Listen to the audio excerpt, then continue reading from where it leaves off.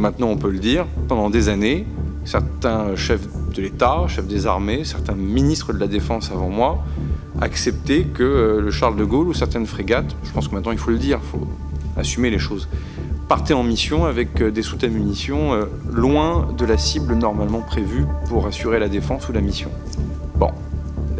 Ça, moi, je le tolère pas. C'est ce qu'a révélé le ministre des Armées, Sébastien Lecornu, mercredi 2 juillet, lors d'une audition au Sénat sur le budget des armées. En résumé, la Marine nationale partait en mission pendant des années sans assez de munitions. C'est un secret de polichinelle, mais qui devient officiel. Sébastien Lecornu a su y mettre fin en s'appuyant sur la mission Aspides en mer Rouge, à laquelle la France participe et qui a pour but de sécuriser le trafic maritime contre les missiles et drones des Houthis. Or, les rebelles yéménites, soutenus par l'Iran, ont tiré environ 700 munitions, dont environ 40% de missiles balistiques et 56% de drones aériens durant toute l'année 2024, selon un rapport du Mika Center. Certes, les frappes ne sont pas toujours précises, mais l'intensité est inédite pour la marine française depuis 2011 et l'intervention en Libye. Et encore, un commandant de frégate revenant de mer Rouge et qui avait aussi participé à l'opération libyenne expliquait aussi au Figaro en juin 2024 que ce n'était pas la même chose. Cela faisait encore plus longtemps que nous n'avions pas eu d'engagement avec ce niveau d'armement et de violence. La menace sur le bateau était bien plus importante. Les exemples récents illustrant les propos du ministre sont nombreux. Un marin interrogé par le Figaro se souvient qu'un certain type d'arme visible de l'extérieur de sa frégate, mais manquant lors d'une mission, avait été remplacé par des maquettes afin de masquer le vide créé. En 2022, le magazine Mer et Marine révélait que la frégate Normandie ne disposait pas de brouilleur RECM, pourtant essentiel pour aveugler les radars de surveillance adverse et les autodirecteurs de missiles ennemis lors d'une mission d'escorte du porte-avions Charles de Gaulle en mer Méditerranée en pleine montée des tensions avec la Russie qui venait d'envahir l'Ukraine. Ce déficit de puissance de feu peut pourtant s'avérer funeste en cas de combats intenses. Son origine, tous nos navires sont sous-armés, mais c'est simplement la conséquence des choix budgétaires. Les marins soulignent néanmoins qu'avant d'augmenter les capacités potentielles des navires, il serait déjà prioritaire d'avoir suffisamment de munitions pour remplir celles existantes. Au Sénat, Sébastien Lecornu a ouvert la voie à une possible mise à jour de la récente loi de programmation militaire 2024-2030 qui prévoit actuellement 413 milliards d'euros pour les armées, soit une hausse annuelle de 3 milliards.